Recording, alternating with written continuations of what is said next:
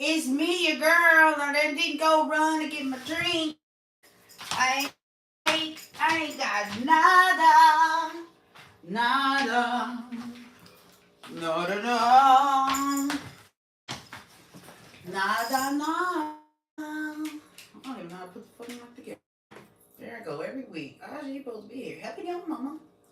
I know that. I know you know. You were supposed to be in here helping young mama with all this BS that I got going on. That I don't even be knowing how to work on my own. Lie, I do, but Big Mama can't see half the time. That be half my problem is you can't see Big Mama. Oh, that's how it go? Is that how it go? All right. Ain't nobody online yet, so y'all give me a couple seconds for me to run and go grab me a glass real quick. But I'm on the line should y'all come on here, so at least I can talk to y'all. But give me un momento. I just need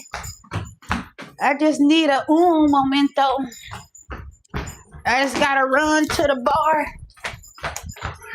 Meet me at the bar. Shake it off, shake it off. Shake it off.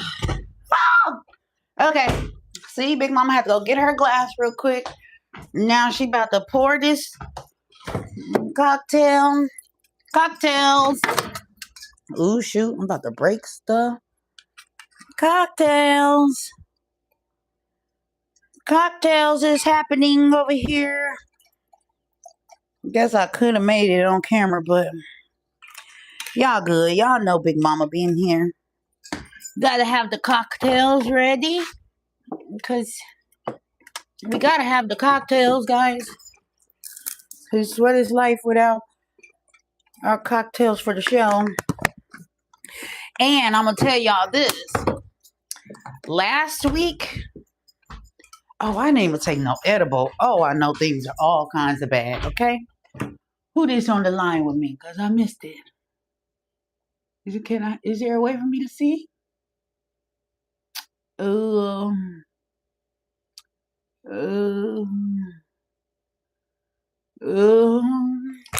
Okay, it's two of y'all here that I could see, but I don't know. I don't know to whom I owe appreciation, but I do appreciate you. And I was going to tell y'all that last week when I was sitting here and talking to Chopper, because it was so funny, I was like, I don't gotta, when I was prepping for the show, I was like, I don't gotta do too much work because I'm going to be interviewing. So I don't gotta have answers and I don't gotta do this and I don't gotta do that. Do y'all know how drunk I got on this show?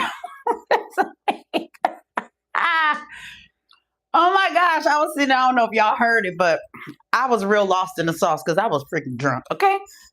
I interviewed my son and got drunk. Y'all let me do, how y'all gonna let y'all Big Mama sit here and get drunk, get dranked all down on the show by herself while she talking to the baby? Hey, boo. I don't know who that is. Who is this Kiana girl? Who that? Yeah, that was so funny. When we finished that show, me and him went and got where we go? I don't even remember. We wanted donuts. We wanted ice cream, and we didn't got all that shit. We sure did. We drove around. We had what is it called? Ice cream, cookie shakes, and donut, all kinds of BS. See, that's why I don't need to hang with these little kids. They have you in some shit. Had my stomach toe down. That's nice. I wake up at 4 in the morning like, it all gotta come out of me. Because I don't know what would make me think that I can hang with a 19-year-old college kid with some BS like that. But I tried it.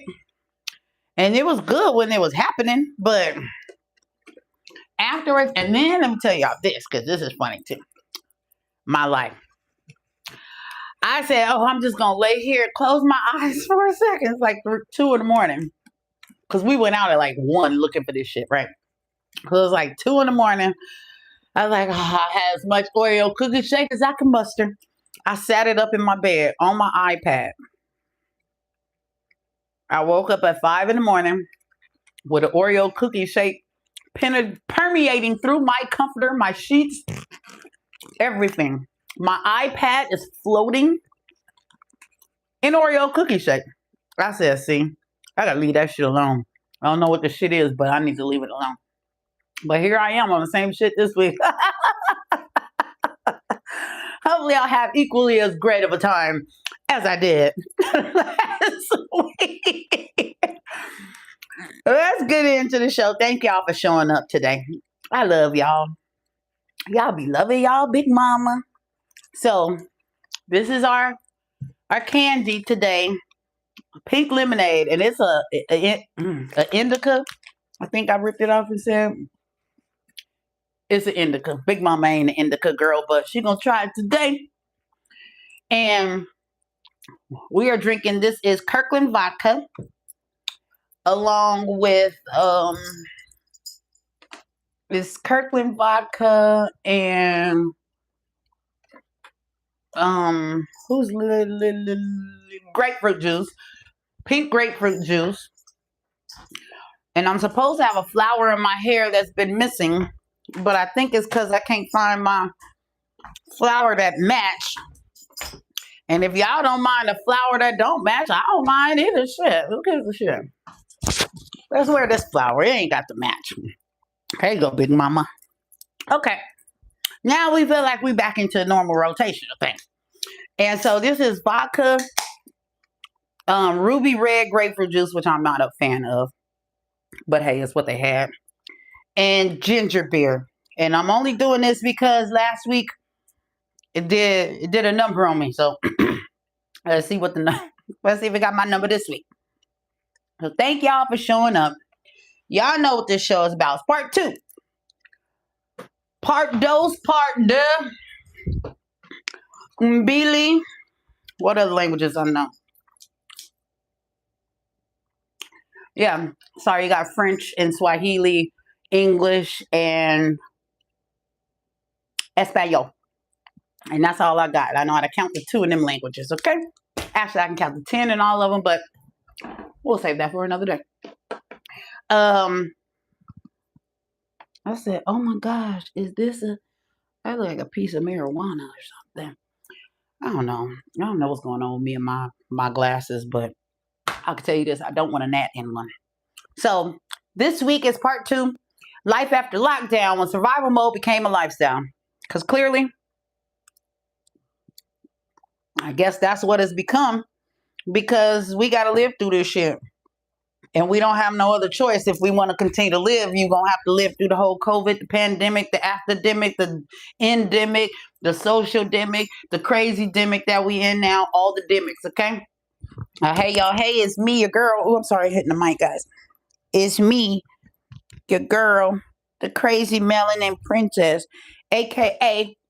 Big Mama. So if y'all could like, share, subscribe, hit the notification button, and tell a friend. Share a show. Do something. I don't know. Y'all know y'all gotta help y'all big mama out. Because is y'all been telling a friend? Is you been sharing the content? Have you been letting other people know in the community that I even exist and they should listen to some of this crazy rhetoric I'll be talking about? Okay, because if you have, I love you. If you haven't, I still love you. And if you haven't, do it so I can love you more. Thank y'all for showing up. I know that you could be anywhere on earth, but you're right here with me, so I appreciate it, because, you know, that's how it is. And then on YouTube, if you watch it on your phone and if somebody fucking call your ass, you gotta get off and you can come back. For our time tonight, it is January 27th, 2026. For the very first time ever, I have absolutely nothing to put in the time capsule. I can't think of nothing. Don't know nothing. Couldn't find nothing. Don't know nothing. Is it a birthday in the house? Is there a heart Is there a heart in a house tonight? Stand up. Okay, well that's our time capsule because I ain't got none. It's just Tuesday, January 27th, 2026, where most of America is a frozen tundra, but not us here in SoCal. We SoCal. We about 70 degrees, and that's kind of where we always are, right? 70 degrees all across the board all the time, every day. That's what people believe. And it kind of sort of is what it is. This is winter. It's winter. Okay, to the 21st. Okay. We are definitely in winter. So yeah, I don't know. I guess that's what you're supposed to expect when it's winter. It's cold weather, right? But it's LA weather for us. And that's why we pay these high ass exorbitant fees to live in Los Angeles. Because that's why we ain't in the frozen tundra. Our Black business spotlight, because I was thinking about the world today. Black business spotlight is Calabash Tea in Washington, D.C. I am currently trying what is called their Yanni Verse Wellness Tea. It's supposed to be for women, menopausal women or whatever. My body going through some things this week. So I'm going to refrain from the tea this week. But next week, I'm going to try it again because when I tried it the first time, it was a bad night. It didn't have nothing to do with the tea, I'm sure. It was just me and my body having a bad night. So I can't attach the tea to that. So I said, I'm going to try it when my body is normal. And then I can give you guys a review on what I feel is going on with that tea. And as always, if you guys know anybody who would like to advertise on my show, just send me the info and text it or do whatever you need to do. And I will have no problem blasting the Black business, small Black business, so that everybody can know they exist and to go use them. In our political climate tonight, I just want to say that I stand in solidarity with those in Minnesota that are fighting against the ICE agents in their communities. That's a period after that. Now let's get into my life, because baby, do I have a story. I was debating on if I should even tell it today, but since it happened today, I'm going to tell it today. Before we get into my life, I'm going to tell y'all what happened today. So I gave this gentleman, I ain't going to say a gentleman, I gave this nigga my number. Let's just say around the holidays, right? When I meet people in person, I'm very polite. I've been shot at before for giving someone the wrong number. That's stuck. That happened when I was like 19 or 20. From there on out, I realized it's easier to just give you my number and never talk to you, right? So most times you ask me for my number, you're going to get it. I just ain't going to never answer that. Okay. Answer. I talked to the dude. We talked 3 times on the phone.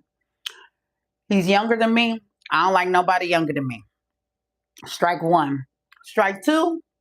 I posted something on my Instagram, Facebook a couple weeks ago asking if there's any red flags for a man in his 40s, no children, never been married. Every man wanted to make it seem like ain't no red flags. That man is just a king who knew how to be selective and all this other shit. Okay, that's how y'all, that's your theory. Because for me, the way you guys say that for women, it's a red flag. If a woman is 40, she ain't never been married, she ain't got no kids, that's a red flag. That's some weird shit to me, but whatever. But they didn't see it the same when there was a man. Well, I'm here to tell you that motherfucker was a hell of a fucking red flag. So, I don't like him in any kind of way. And 1 year short, I have nothing against short people. I just don't prefer short men. He's much larger than anybody that I would like to be with. I don't like, I want somebody I don't want nobody big. I don't care how many muscles you got, how swole, how this, how that. I don't like that. You're like a tree stump. Third,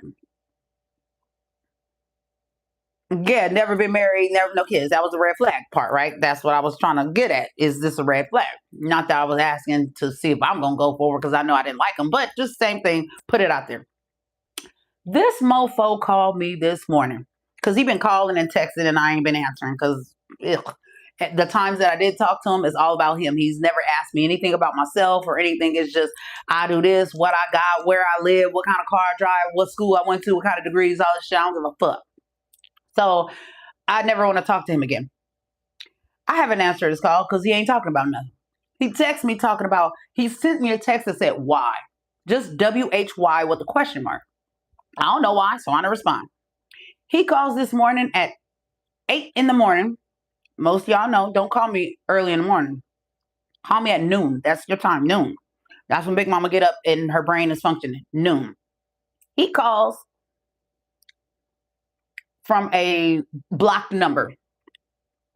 And I'm looking like, I don't answer. Then he calls a second time.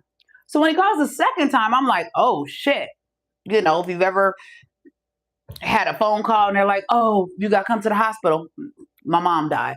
Oh, answer the phone. Sorry, your father just passed. Oh, you answer the phone. Oh, my gosh, your sister just passed. Oh, I've had so many of these calls that it startled me because my sons are away. One in Arizona and one I just sent back to Santa Barbara. So now I'm like, holy shit, I should answer this call. It's this motherfucker. He says, hello. I say, hello. He said, hello. I said, who is this? Expecting, hi, this is the sheriff's department. Hi, this is such as like you gonna say something. This motherfucker just say hello. Well, what the fuck do you want calling me at this time just saying hello? I said, who is this? He says, this is Jason. The fuck are you doing calling me at this time? His response, why haven't you answered any of my calls? Playboy, I don't know you. I don't know you. We don't talk like that. You had 2.5 conversations with me. I don't owe you nothing. You ain't my man. You ain't nowhere remotely close to it. Then he says, I said, sir, you've awakened me. This ain't good. You need to get off my line and allow me the opportunity to call you whenever I see fit. He says, well, and he's very stern and upset and mad. And he says, oh, well, you're halfway up now, so you can wake up and explain to me he didn't say hell, why you haven't answered any of my calls. I said, one, I haven't received any calls from you, but I received a text. And he was like, yeah, so you to me why. Gave him some real of my daddy choice words and hung up in his. Do you guys think that will be enough for a person to be like, oh, fuck that bitch and never call again? Do you know that this afternoon he came with the exact same thing again and calling. And so my sister and my brother say they think I got a stalker on my hand and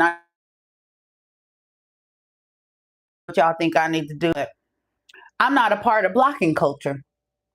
My girl KK on the line, she would have blocked him when he thought about calling. Before, when he had the thought, she's like, oh, I feel like this nigga think about calling me. Block. she got a preemptive block up underneath her.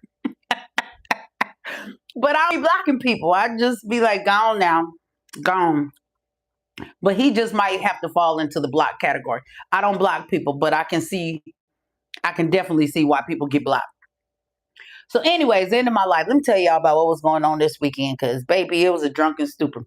That's probably why I'm always sleepy. But no, it's the perimenopause that had me insomniac, that had me up, which be the reason why my ass can't go to sleep. So that's what that is. But on Friday, my sister hit me up and was like, hey, you want to go to a comedy show? He's so crazy, Kay. She was like, you want a show? Okay. So we went to go see Mojo Brooks. I ain't never heard of him. But I did see the night before that a friend had went to go see him and say it was really good. He's phenomenal.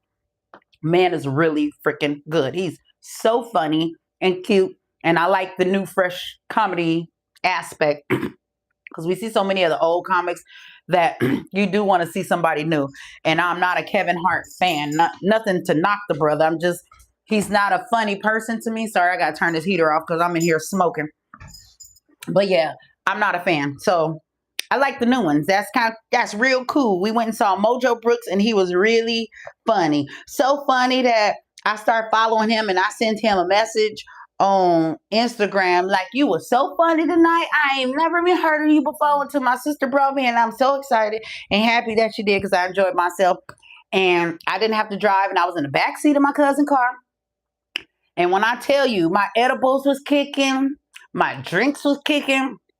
Big Mama usually the person who drive everywhere, so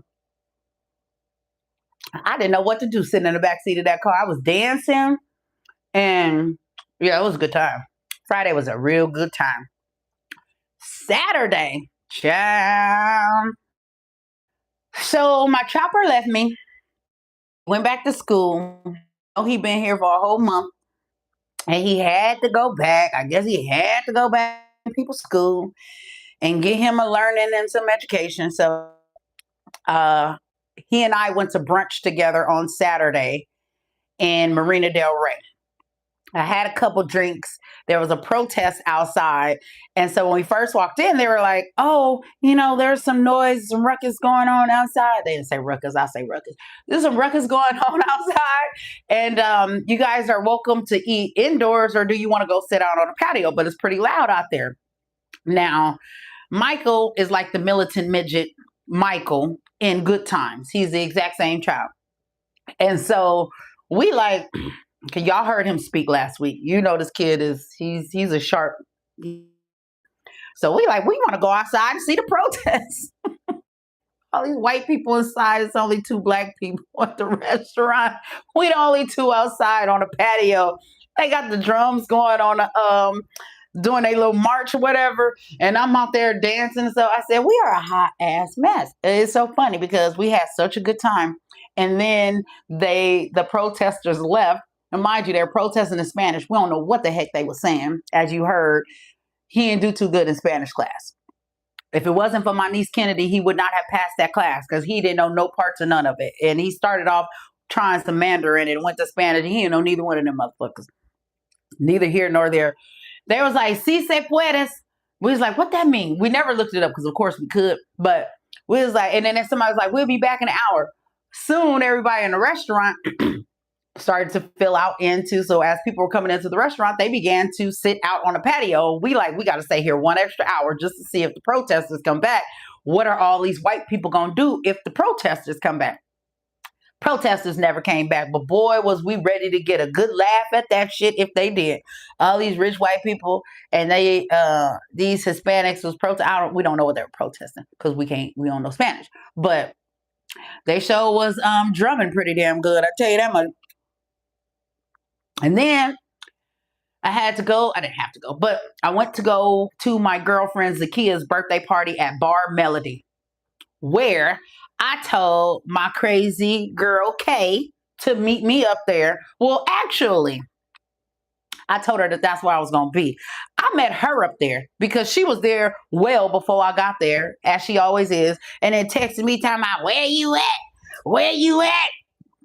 And she knows my butt got to go home and wardrobe change and do a whole, who do I think I am? I don't know who I be thinking I am either, but it ain't no in between. Either I want to look like a homeless person or I want to look like I'm going to the Oscars. There's no in between. So I went home to go get dressed like I was going to the Oscars. To go to Bar Melody or Melody Bar, I don't know what it's called, but to celebrate my girl Zakia's birthday. Kay, half of this is your fault. Half of the rest of my weekend blur is your fault. Cause yeah, these bras got me real toasted. And so yeah, that was Saturday. And then Sunday, my cousin Stephanie, who a few months in November, we lost my little cousin Simone, which is my cousin Stephanie's daughter. And her girlfriend crew who was they grew up together. They were all at the funeral service, but they didn't get an opportunity to just kind of have a one-on-one. And so they wanted to give her love and surround her or whatever. And so she invited me to come to brunch with them. And I love that. I love when you see people who have had friends. They've been friends since my cousin's turning 60. They've been friends since they were like 4, 5, 6 years old. 55-year-old friendship. I love that shit. And so we went to brunch at the Shade Hotel in Manhattan Beach, which was really nice. So you go on and check that out whenever to, because it's really nice and their brunch was really good. And so after we went there, because I had just dropped Chopper off at the train station early that morning, I was sad and lonely. So sad and lonely. I said, I don't want to go home because I'm be there by myself and my lonesome, and Chopper not going to be on the other side of the wall, so I can be like, boom, boom, boom. We do our little bang through the wall to communicate. I got my Chopper. So now I don't want to go home. So then I went in my Raven and Stephanie, and we went and had more drinks. And then that was the end of my weekend. And then Monday I went to work, and then Tuesday I started dealing with Podcast Tuesday and this fool calling on my line like he ain't had no sense. Hot topics. How y'all feel about Carucci and Deion Sanders? Really see that. I can really see that. I like that. And then let's talk about another couple. Anthony Anderson and Roxy Diaz. I don't know about Anthony Anderson. He is always giving weirdo vibes to me. I've never, he's one I ain't never really able to like kind of wrap my around. I'm not an Anthony Anderson person, and I've never watched, what's that? Is it Blackish? I know it was a really great show, but I never got into it. I watched one episode and I guess the satire, I never really got into it, but yeah, they apparently, he off the market now, I think he's saying, because that's his boo. And okay. Real Housewives of Salt Lake City. I don't watch that show. Y'all ain't got to watch that show. But they got a documentary about that lady, Mary, who's the pastor who married her grandfather. That lady over there is running a cult. A cult cult. Okay? Her family members and dropped down. Said that it was still, well, she just force your hand to give it to. That's why me and religion now are kind of parsed. I don't really understand it anymore. Can't dive into it. But I said, what kind of religion got mofos feeling as if you need to give the pastor all your money? You need to take out loans to give to the pastor. I'm lost on that one. But y'all need to watch it, because I was like, oh, this is some crazy mess. But apparently, so they have a cult expert on there, and he dives into cult behavior and the pathology around cult behavior, people in cults, the people who create the cults, and all of this. It's some crazy mess. And speaking of housewives, my girl Karen Huger, the Grand Dame, is out of prison. And I'm so happy. I pray that she learned her lesson. I hope she understands how much of a detriment she was to herself, her family, and the community with all of that drinking and driving so recklessly around in them streets of Maryland and Potomac, or wherever heck city, state they live in that area. But that's cool, because she was on the finale, and I can't wait to watch this little segment that she got going on next week with Andy Cohen, because I want to hear from it. And it inspired a show that I'm going to do, and it'll be my final show of this season. And I don't know when that's going to be, but I'll let you know. And it has to do with prison, families in prison, because I was once a prison family. So I'll open up and give y'all a little bit more of my life and what that was like during those times in my life. And then we'll just get into that. But I'm going to do a show about it. And I said, I think that might be a great way to end the season with giving you guys a little bit more. Because I always say, if y'all knew my life, if you only knew my life, if you only knew my life, and there are people who are close to me who know my life, and so they know the things that I've lived through, and yeah, that it'd be part of my life. But if you knew my life, you'd be like, the fact that she's still standing and she's still smiling and sweet and kind and nice to everybody is a whole nother something, because I got enough in me to just want to walk around and stab everybody, but I would never do that because my mommy would not like that. So that's that, but it did inspire another show, so I'm going to add one to the thing, or probably kick out another one and throw that one in as the end. Then Michael talking about global warming. This fool Trump said, because it's so cold, 40 states in the U.S. are going to be undergoing so much climatic weather. It's going to be freezing all over. He said, so much for global warming. That's y'all president. So yeah, apparently it's no such thing as global cooling for Trump. Global freezing is what we're going through, not global warming. This ain't got shit to do with global warming, because it ain't warm. It's cold. I don't know if my niece Starla is on the line, but she is currently in Minnesota. She lives in Minnesota. And Starla, if you won't hear, tap in.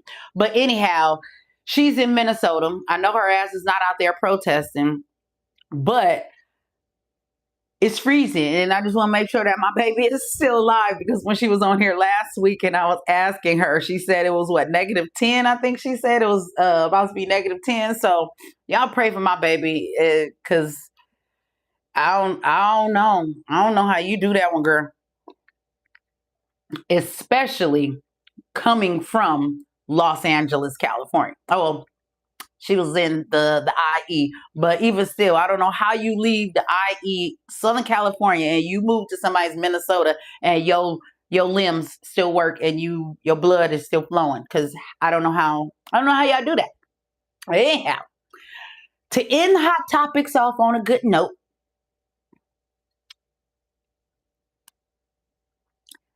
sinners, y'all give it up for Ryan Coogler and Michael B. Jordan and the cast and crew for Sinners. They have 16 nominations. I mean, and then there's a lady who does costume.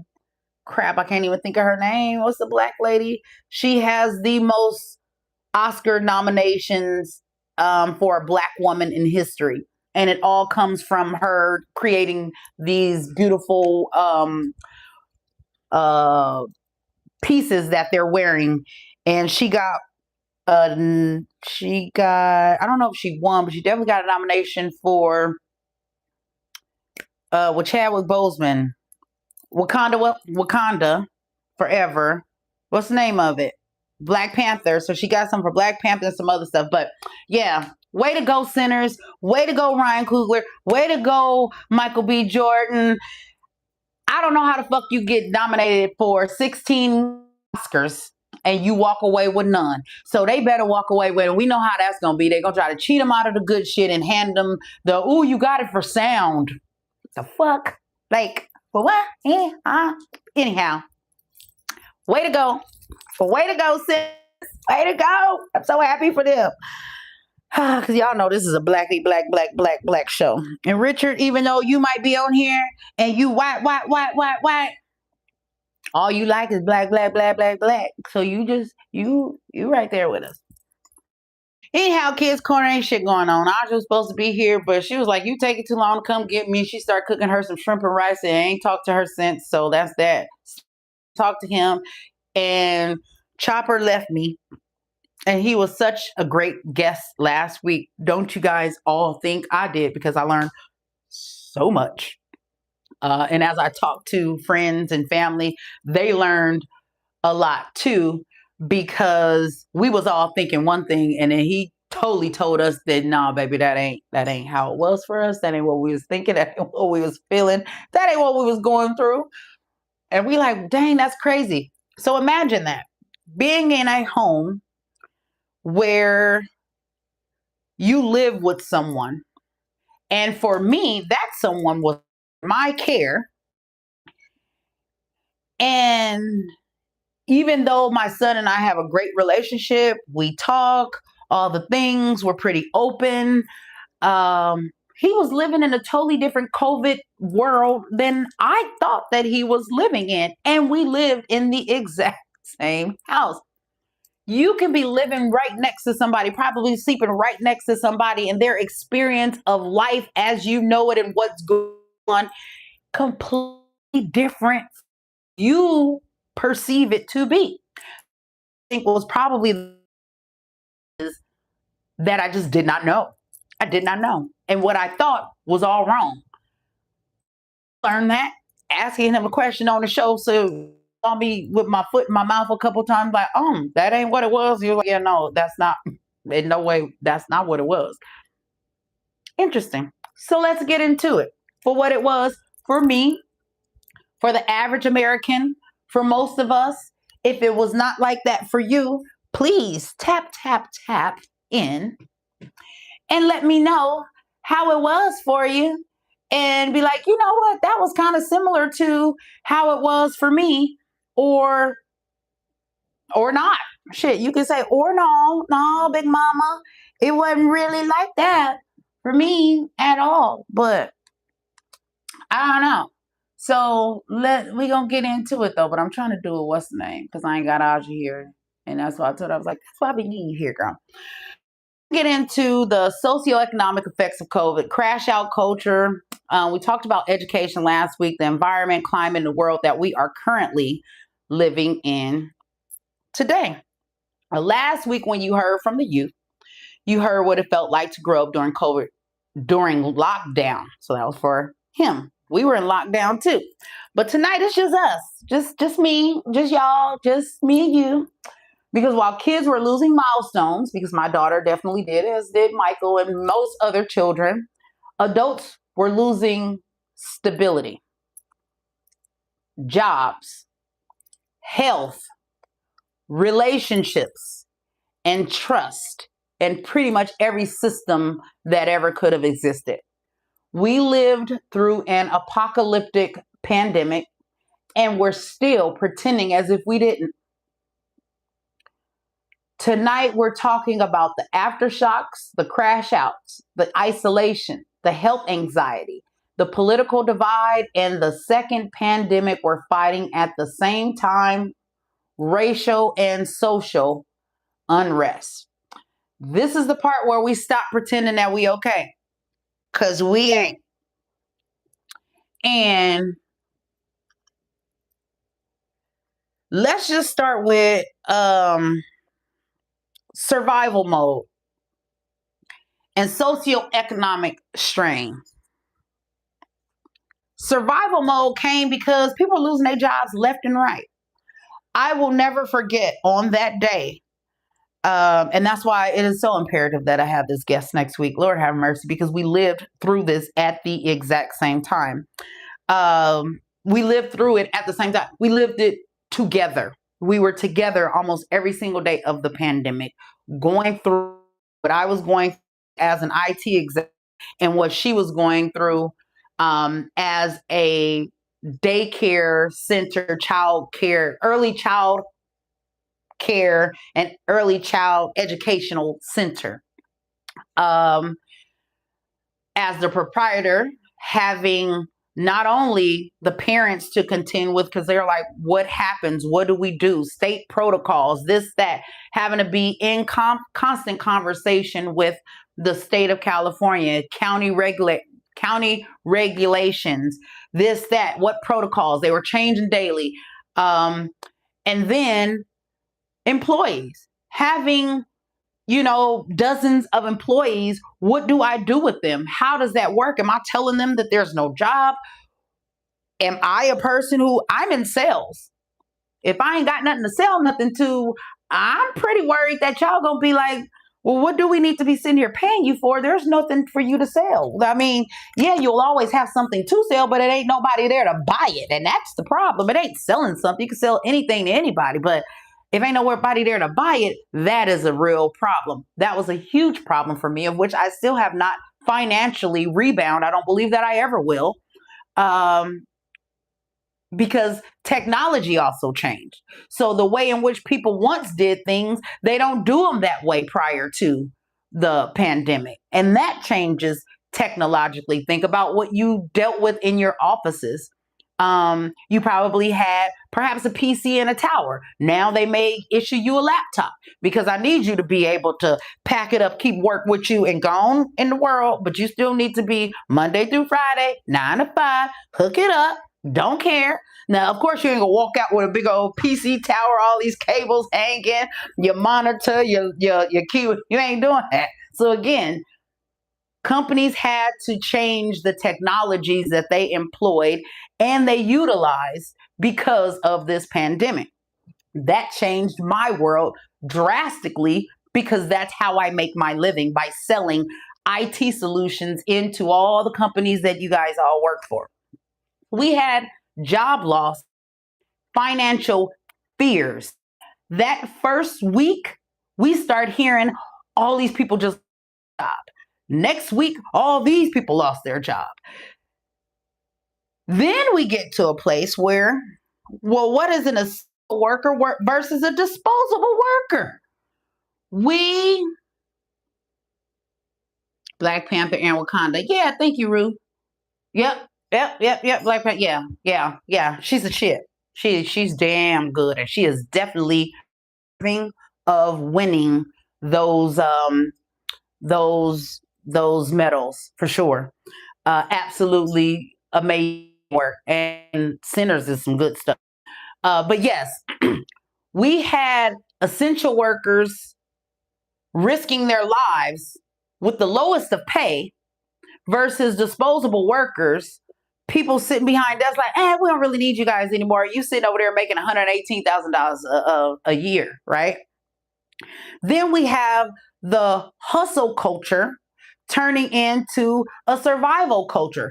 People learning how to do braids. Because you got to think, you ain't going to no beauty shop.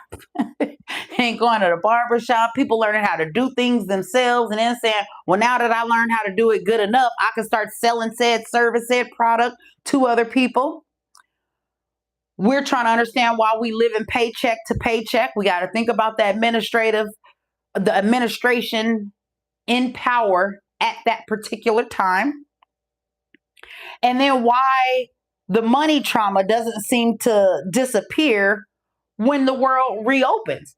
For myself, okay, the world is back open. I'm broker than I've ever been in my entire life. I haven't sold anything, or I haven't sold enough. I'm looking at all these awards I got around here. I'm a performer, i.e., I get deals. Big Mama Shark out in these selling waters. I get commissions. I don't get no sales. I don't get no commissions. Big Mama ain't no shark. You done turned a shark into a guppy, and everybody's eating off my ass. That's how I feel coming back into this where I'm broke. I ain't get sick, but I'm broke. So a lot of people didn't bounce back. I'm one of them. We just learned how to live wounded. This here got clipped. I am grounded right now. Grounded on the ground. Big Mama's flying high. I could go here. I could travel. Oh, I want to go to Aruba. Oh, I want to do this. Oh, I want to do that. Big Mama can't go nowhere. Let's get into crash out culture. Okay. Now, this pandemic to me is when emotional regulation truly broke the fuck down. Everybody's fed up. Everybody has a short temper. Everybody's behavior is not reckless per se. However, we are starting to give more of that I don't give a fuck kind of je ne sais quoi. And je ne sais quoi in French means I don't know, but I digress. Y'all be learning stuff over here, don't you? So anyhow, it gave that je ne sais quoi that I don't give a fuck a little bit, right? So we have reckless behavior, public meltdowns everywhere. Nobody has patience. We ain't giving people grace. We in Costco looking at people with low social awareness because why did you just stop your cart in the middle of the motherfucking aisle, bitch? Crashing out everywhere. No emotional regulation to be had. We had no pause, no take a beat, no take a breath. Short tempers, reckless behavior because we don't give a fuck. And then it's all happening in public. Now we're in public doing this. But why? Why did it even happen? Sorry, I gotta go grab a clip from this thing.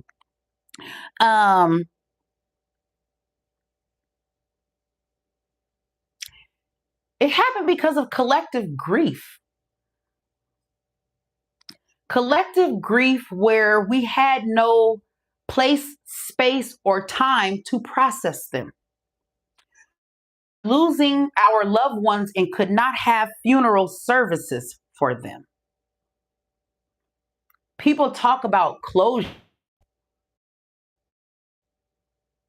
And that's why I asked Michael that question last week and added that to this, because for a child to rip them from something like that, to me, as a person who's experienced more grief than I believe any human person should ever have to,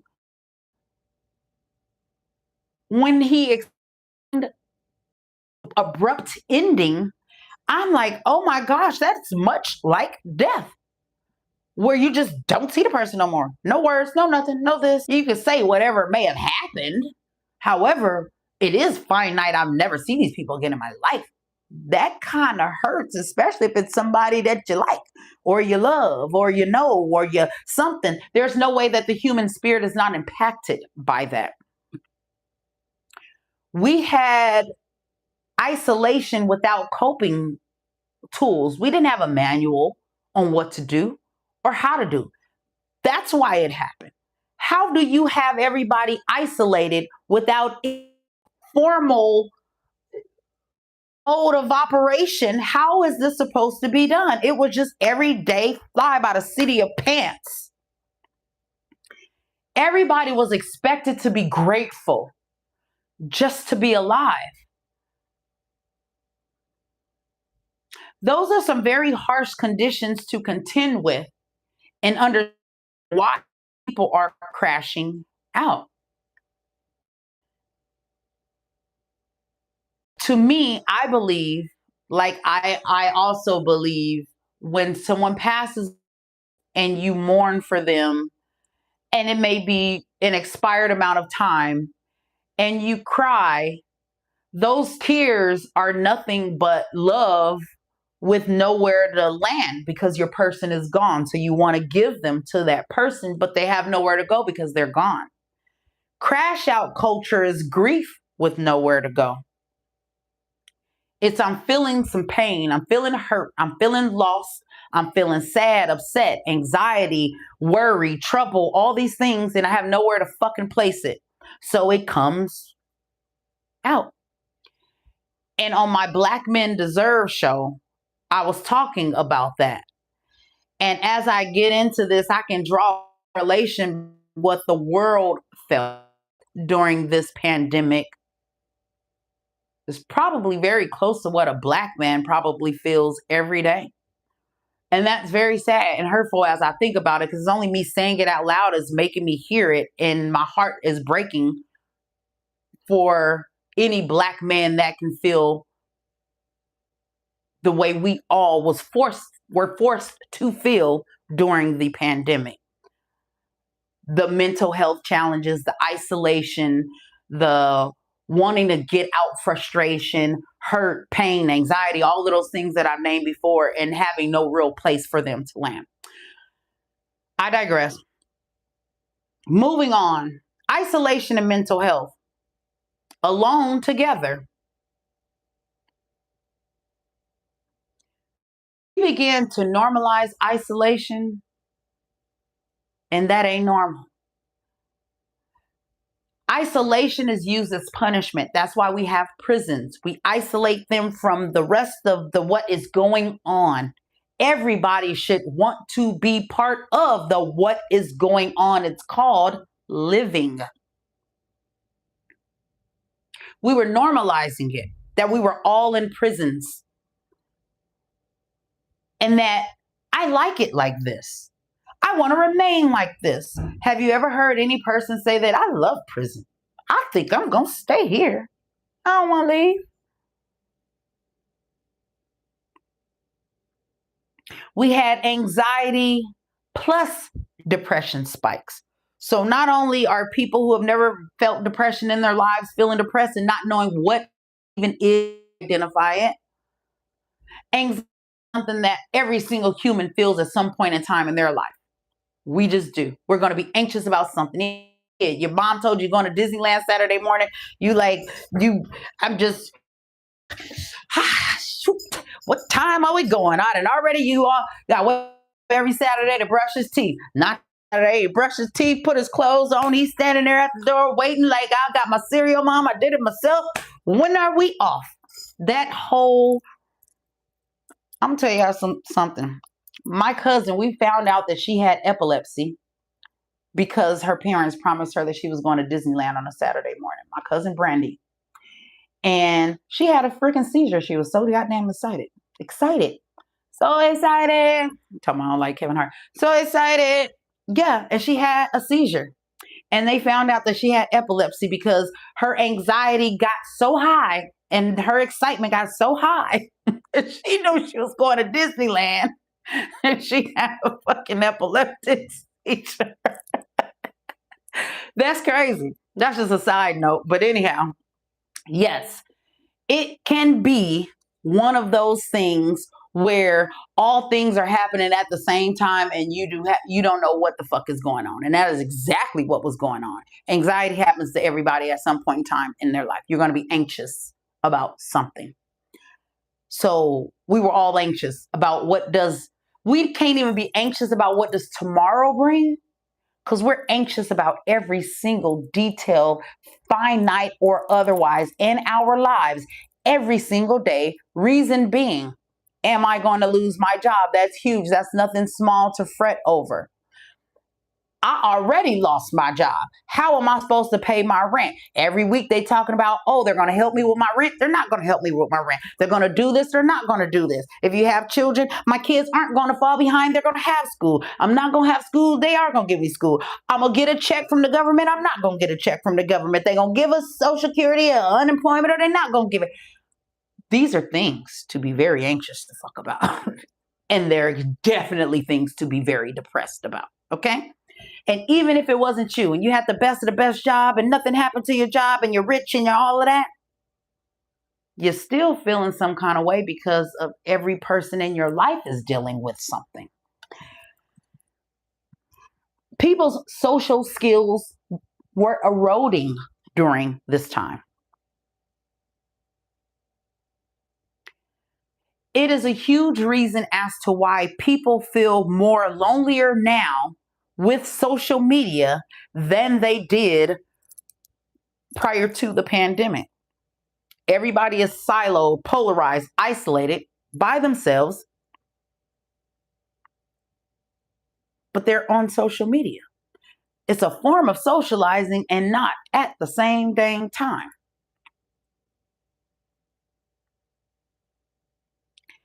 We were telling ourselves that being home meant being safe. Many people stayed home and still contracted COVID. There were so many. Isolation and mental health, alone, together. That's exactly what it was. We were we were batshit crazy. Batshit. Everybody has mental illness because of that time. The isolation may have kept us alive, but it did not keep us well at all. At all. None of us are well. We can pretend like we are. We can act with a level of diplomacy and normalcy, but we're not okay. we ain't okay because we got to live with so many people who also ain't okay. So even if you do, like I said, even if you was rich and all of this and nothing touched you and you're fine financially, what does it say when all your friends, your family, and everybody else losing everything though? Like, what good do I feel being rich when my mama just lost her house, my sister going through this, my best friend, my this, my dad, my dad. Let's talk about health anxiety.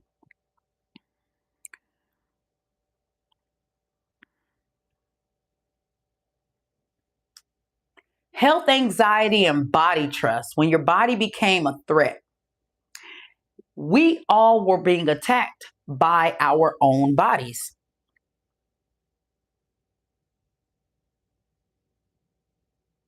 Other account. Use YouTube side. Okay. We had fear of sickness. There were people, I know someone who had long COVID, was in the hospital for a very long time too. We had distrust in medical systems, in government, county, city, state, federal. We're getting disinformation, misinformation. These people are saying this, these people are saying that. We had a hyper awareness of death. That ain't normal. That's not normal for bodies to do this and feel this kind of shit. This is not normal. Living and walking, breathing the walking dead. Like we just walking through landmines, bodies piling up in containers because there's just nowhere to fucking put them.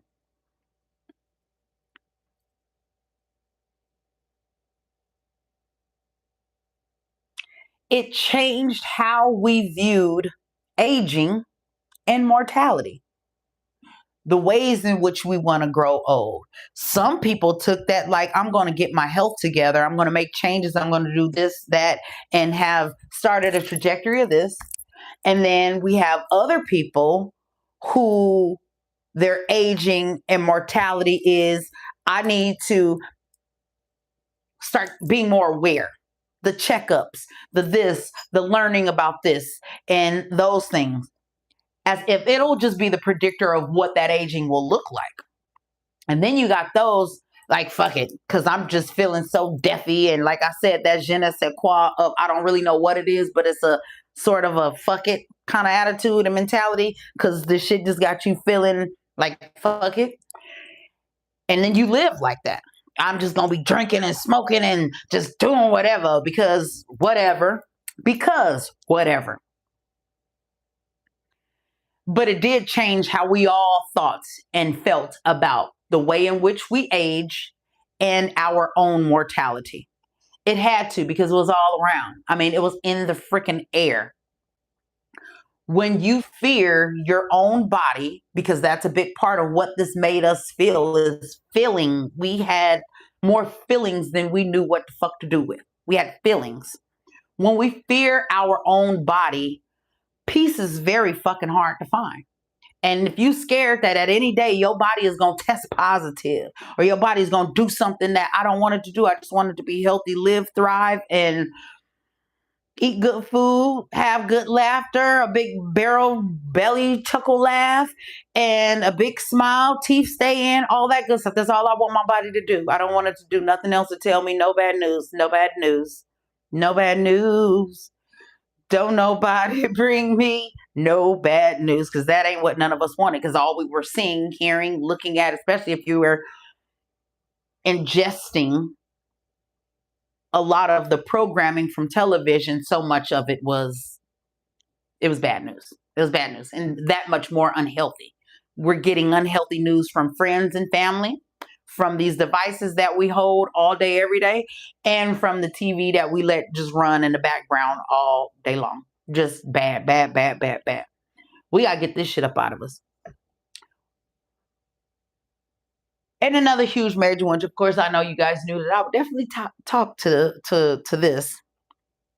But we are fighting a pandemic, and I say we because this is a Black show. Fighting a pandemic on two fronts. All of what I've just aforementioned was a pandemic and an attack on our social systems, economic systems, financial systems, health systems, educational systems, environmental systems, every system that there is. And then we have the racial construct system, the system of the racial divide, the system of America. Okay? We have the murder of George Floyd during the lockdown. We have racial tension erupting while people were trapped inside. You have me locked in my house, and this is happening to my brother outside. We Black. We gonna talk Black. We Black. Is y'all gonna talk Black? Because you know my Black ass is, where my swear shirt? Because you know I'm Black mixed with my Black, okay? Let's have a real conversation. If you have a sibling, if you have a best friend, cousin, loved one, homegirl, anybody, and they fighting and they getting their ass handed to them by bullies, not one person, bullies, and you got me caged in and will not release me to let me out to get to my people to help, it's a greater rage inside to have to feel something so deeply like that. To be Black, we know what that felt like. I'll never forget hearing that white lady scream for that officer to get his knee off of George Floyd's neck because he was screaming for his mother. And that white woman was just like, no, like, wait, okay, now this is hurting me now, motherfucker. Shit, like, stop. You don't got to do this.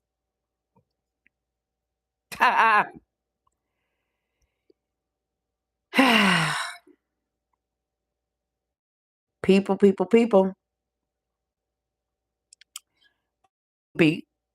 But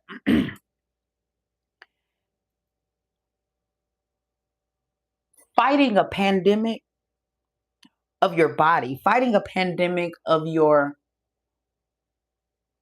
all these things that I'm fighting, and now this too. It's so compounding. It is bound to erupt.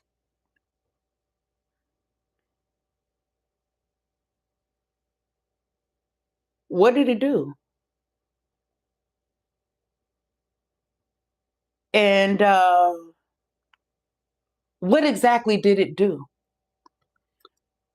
This shit blew the fuck up.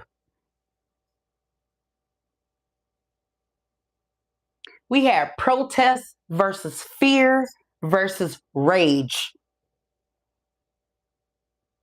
It's a cataclysm, you know what I mean.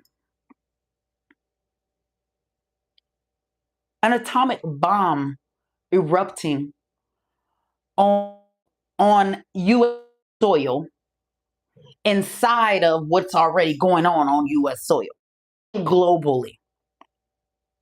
We were being asked as Black people to process racial trauma while already exhausted from all the trauma and atrocity that was already going on around us. We had political polarization that was intensifying day by day for control. Hear me. It was for control. Not to help. We need so much help. We need mental help, educational help, spiritual help, physical help, emotional help, medical help, financial help.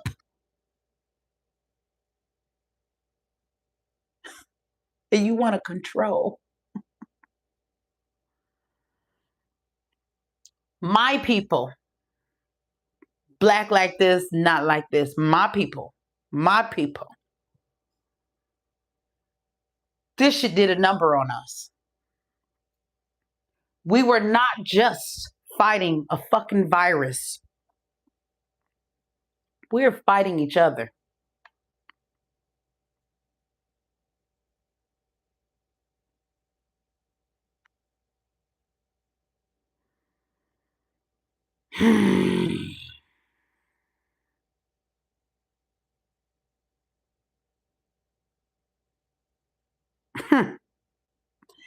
Man, when I tell you, we some resilient people. We are some strong people. We are God's chosen ones. Moving right along to political and cultural fracture, since we talking about it. Before COVID versus after, there was trust in institutions collapsing. There was always science versus politics.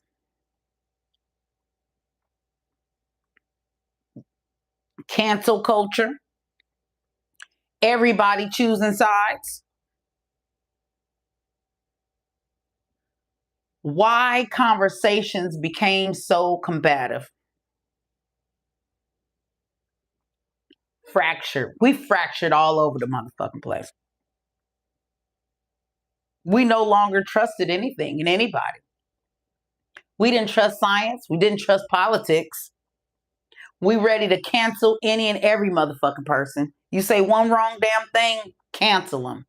Not to say that many don't need to be. But where do people see knowledge? It's easy to be canceled these days. Longer a gray toting line. It's a choosing of a side. We can't talk to each other anymore. Everything is about arguing. We are going to argue everything because that's what we know how to do now. Somewhere along the way, I don't know where we got lost, but somewhere along the way, disagreement, it became disrespect. But why it all still feels a bit off kilter after the world reopened, it reopened, but we didn't heal. So we still, now we're just the kind of like I don't even want to use that reference. That's a bad one. People are killed there. I mean, people are killed here. Yeah, the world reopened, but we didn't heal. There's trauma and nobody's processing it. Now normal dysfunction because we lived in it so long that it became normal, and it's not. And that's what I'm here to say. It's not. It's not. Fix it. It's why people are reactive. Motherfucker say something to me. Like, I hit you with something. Like a motherfucker calling me, telling me, well, you halfway up. You can explain to me why you didn't answer me. What's wrong with people? Why are we reactive? Well, when you got all of this stuff compressed down in you, all the things that were aforementioned, is why joy feels harder.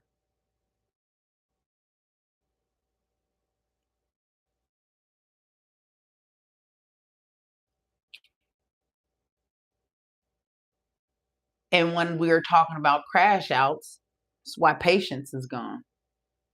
again, back to short tempers. This normalizing of dysfunction and the way in which we interact, we feel as if any disagreement is disrespect. We have lost all humanity, is how I feel in that place. We may have reopened businesses, but we have not reopened nervous systems. In closing, this episode isn't about blame, it's about acknowledgement. You are not broken for feeling different. We all lived through something historic, albeit horrific, terrifying, and immensely destabilizing. And then we were told, bell rang, go right back now. Go back like ain't none of the shit the fuck happened. Our healing is going to start with honesty. We're going to have to take a beat, slow down, take a pause. Maybe that'll even help us mitigate the reaction that we would have had at all. And maybe the reaction will then be no reaction whatsoever. Excuse me.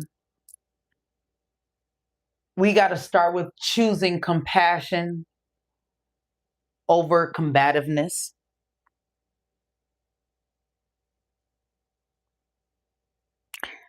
Those are ways in which I feel as if we can infuse humanity back into this thing, because it needs to desperately be massaged like a heart that's just flatlined. The massaging of the heart is really helps. Yes, you can shock the heart, but you can also massage a heart, a literal human heart, back into life. That's how we're going to have to massage this shit in an effort to get a little bit of humanity infused back into it, so we can truly what was lost, where we saw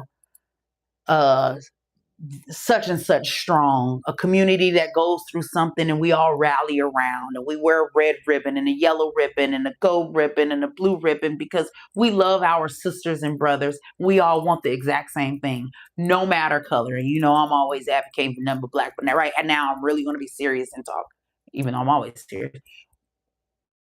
The gamut. We have to massage love and compassion into this shit. And we have to choose, make a concerted effort to choose one thing over the other. It is no longer, well, I didn't do that. That's not a choice. The choice is, when faced with it, I'm choosing compassion over combativeness, because I could tell this motherfucker this. But what I'm going to do, you know what, sister? I love you. And I'm just going to walk the fuck away. Because compassion ain't compassion by just saying, not today, and I walk away. No, that's still a little bit combative. I got to choose to infuse and massage some fucking love into some shit that I don't want to. Because we don't want to. Because we feel the way we feel. Because of all of the aforementioned shit that we talked about on the show. But, in closing, we need some humanity. We're going to choose patience over a reaction, a quick reaction. Next week, hopefully, we'll be talking to my girl. And we'll have a conversation through the lens of what the business community went through and their level of resilience in all of the facets, ways, and shapes in which they were dealing with things that we can't relate to as non-business owners. My on purpose of this week, it came across my feed, because of course I'm a practicing Buddhist, so I got all these Buddhist pages or whatever. It says, peace is not found in a calmer world. And I had to sit with that part for a minute. Peace is not found in a calmer world, but in a calmer mind. Peace is not found in a calmer world, but in a calmer mind.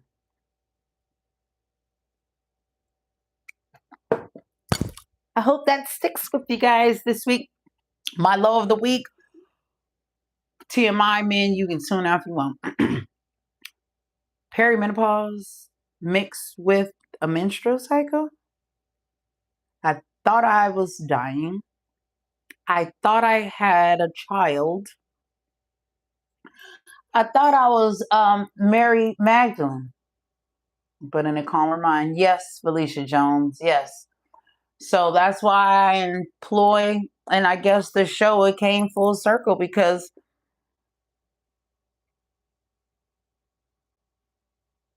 the movement is great. And imagine the movement if everybody had a calmer mind.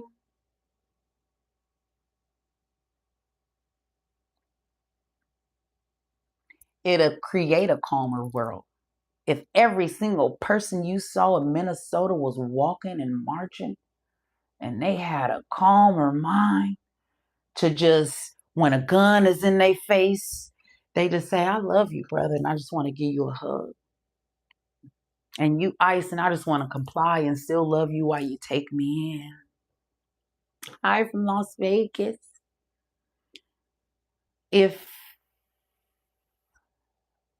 every person had that out there, if everybody in the White House had that, I don't even care that you cuss me out. You cuss me out. Oh my gosh, I know the rage inside of you is so painful that I would love to hug you and we can discuss it and I will feel whatever wrath you want me to feel on the other end. But right now, I just want to love you because you're hurting. You're hurting so much. You're mad. You're lashing out at me. You're going crazy and ballistic on me. Can I just give you a hug? If everybody had that and we marched in masses with that, it'll be a calmer fucking world. Like the Buddhists, the monks that are walking all the way across America, they have a calmer mind. They live with the calmer mind thing. That's what they do. They have a calmer mind. That's why when they're going through and you're yelling at them, they just want to love you. That's a Buddhist principle. We just want to love. We don't want no heat. We don't want no smoke. Now, I ain't learned a principle where I don't want no smoke. I'm going to love you 1 or 2 times. It's going to be some smoke. The monks ain't going to never give you no smoke. Big Mom going to give you some smoke, baby. I'm sorry. I ain't got the calmer mind time 3 or calmer mind with exponent on the top. What's it with the third? What's it called? I know it's called an exponent, but it's called third power. Big Mama ain't got calmer mind to the third power. You know how I keep my calmer mind? But yes, that's it. Peace is not found in a calmer world, but in a calmer mind. So hopefully tonight's show, you can go through the last 30 minutes and get an understanding of where we were, what we went through, because sometimes without hearing it, you don't even think about it. You don't know. You throw it back there, and that's half the problem. As a matter of fact, that's about 90% of the problem. We're just throwing it back there like it didn't happen. It's living in us. It's manifesting in us. It's the reason why we are having problems finding joy in life. It's the reason why we are having problems in every relationship there is. Every relationship. Every single relationship. So, peace. My low of the week, like I said, was perimenopause. I don't need to rehash that. But my high of the week is going to always be Chopper being my guest last week. He kicked this thing off, okay? That little boy did the damn thing last week. So, yes. That was the high. Alicia Jones. That was the high of my week, and of course, celebrating with my folks. Because every weekend, yes, he did. That's her godson. So, of course, she gonna again. She biased. We gonna be biased. But he did. He did a great job because I learned a lot. So, but I always learn a lot from that kid. I think I've learned more from him in my life than he's learned from me, I believe. I felt that when he was about 13. I said, this kid has taught me a whole lot. Like a whole lot in life about a lot of things. And I'm not talking about like how to be a mom and how to think and then. No, I'm talking about shit. Like science shit, physics, like a whole lot of stuff. This kid is, and he explains stuff so, and it's like, what that is, little Sheldon Cooper. He's really smart. If y'all heard him talking, what did he say? Something about that antidote versus,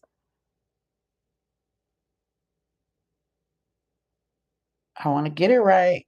He was saying something about, and people believe the media until they start to not feel that the media telling them the truth, because what they really feeling, the antidote to what they're saying is happening out here on the streets, ain't reflective of what the media is saying. And so then that's when the people start to believe, use a motherfucking lie. And again, trust in the system. So that was in this show. So see, Chopper helped kick this thing off. Okay, he helped kick it off. He gave me a great launch pad and trajectory for the show. Now I just need to lock in this guest. Okay, and then that's it. So yeah, that's what I'm celebrating. Still celebrating my Chopper because it's my best work right there.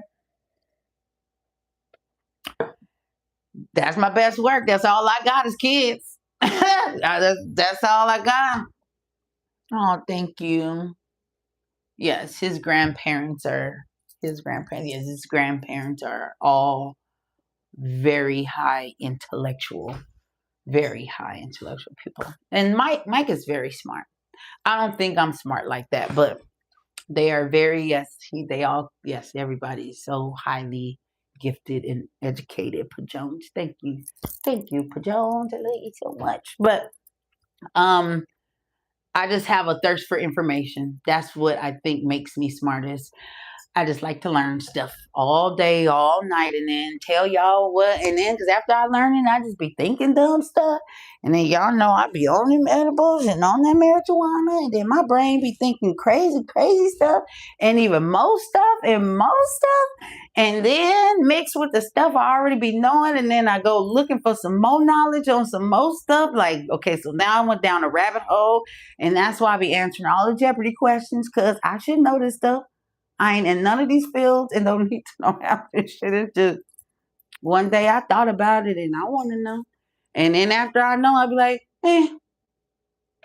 so that's it.